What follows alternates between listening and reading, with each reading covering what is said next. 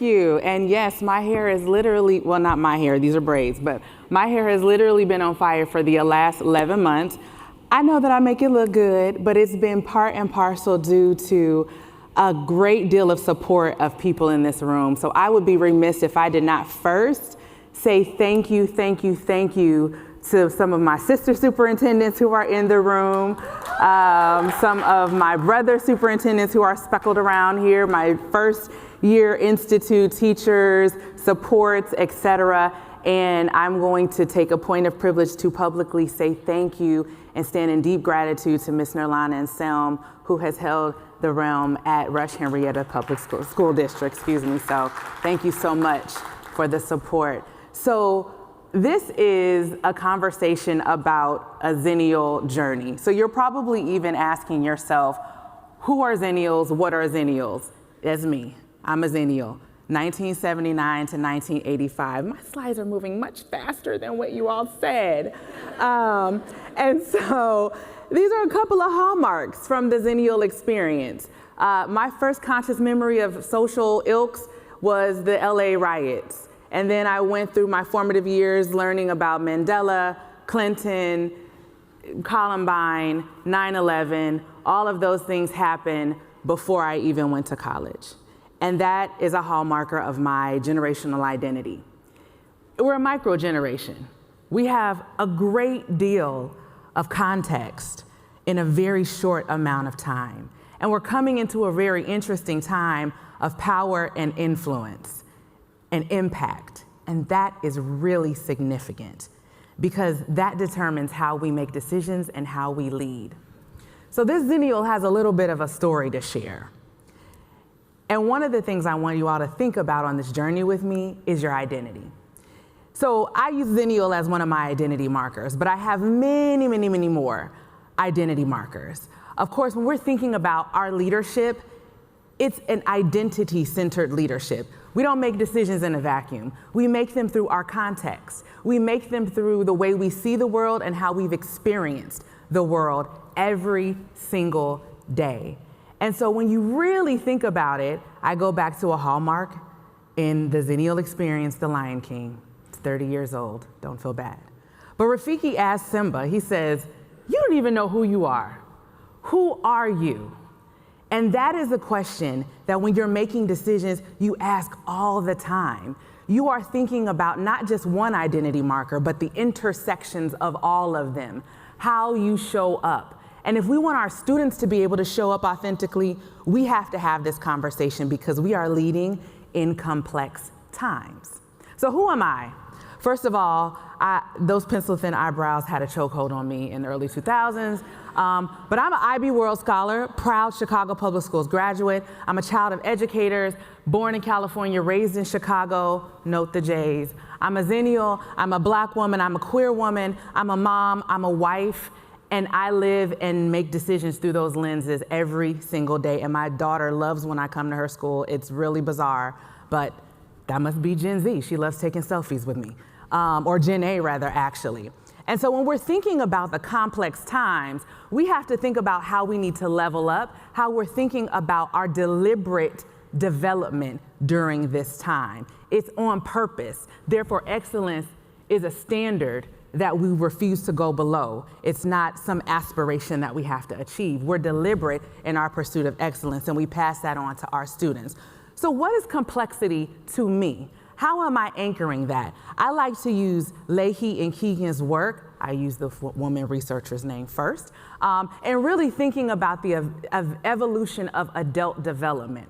The key thing, because I'm not going to read a slide to you, but the key thing about leveling up as adults is our ability to consistently take on challenging problems.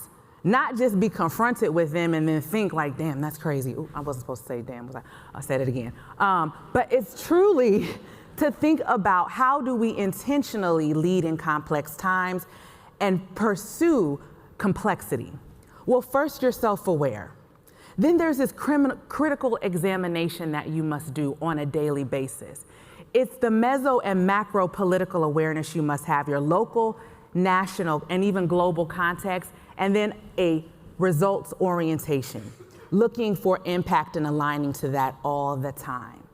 I'm going to take a moment and talk about my journey. You all told me about board management, but you didn't tell me that you could possibly get eaten by a dinosaur your first year. And so for me, that was a challenge. But I started in public relations. I started just really talking about messaging and communication. And then I moved on to special education because that was aligned with my core values. I was a chief equity officer during a time when you could say equity, but now you can't say equity, and it's really weird right now, but we're just gonna keep going with it. And then I moved to the superintendency. And when I went to the superintendency, it became less about my identity and now what is my community's shared identity? And how do I build that community, that identity together? Because we've got some work that we have to do. We have to continue to, some might say build your brand, but I say our shared identity. Who are we as a community? I had to learn that. It wasn't enough for me to come and say, oh, look at me, I'm in Rush-Henrietta, everybody do what I say now. It was more like, how do I make sure that everyone feels like they belong? So we started with some very key things, right? Let's put you belong here. Let's have a conversation. Let me get out into the community. And then we asked the question, so, okay, this is who we are, but now who do we want to be? And that's where Vision 2037 came from. Because that adult development model is not just about doing complex work in the time, but it is also about being able to build a shared identity and see into the future. So what is our vision as a community? What does the next academic generation need from us? 2037 is a long time. And I say it proudly for our strategic plan because we're thinking ahead. So what do we need to build as a community to get there? And those are the questions that we began to ask because that work is complex. It looks like, again, those culture wars, artificial intelligence, building new buildings. And complexity is something that it's not new. If my dad had to talk me through the LA riots and explain to me why it was so important that Nelson Mandela was the new president of South Africa, and I have to explain to my 8-year-old the war going on overseas, the next generation is gonna have to talk about complexity. And I am in awe of the human spirit, but complexity in the world is a train that's always on time. You can bet that we are going to be doing some challenging things to each other, but with each other we'll be able to work. Our youth are waiting on us to be able to solve the hard problems, to have political will to do the right thing for them.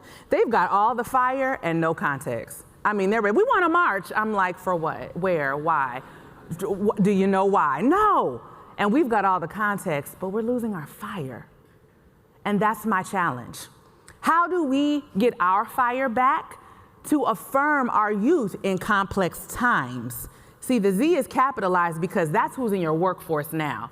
You've got Gen Z there now, and they're probably asking you if they could work from home. No, baby, you got 20 kids in your classroom. You can't work from home, okay? This is not Google, all right? I mean, maybe we haven't figured it out yet, but that's what they're asking. So these are the things we need to build in our youth, right? They need that socio-political context. They need to be able to go into the world, and they need to be able to see us have the intestinal fortitude to take on complex issues without fear, because that is excellence. And so the question is, yes, who are you? But it's not just who we are, but who we must become to have a lasting impact on this world. And so I go back to Brother Rafiki, and when he tells Simba, you've got to go. You've got to reclaim the Pride Land. But the question is, who are you? And who do you want to be for the next generation, for excellence, through and with our children? That's all I have for you, and I got 38 seconds left. Thank you, everybody.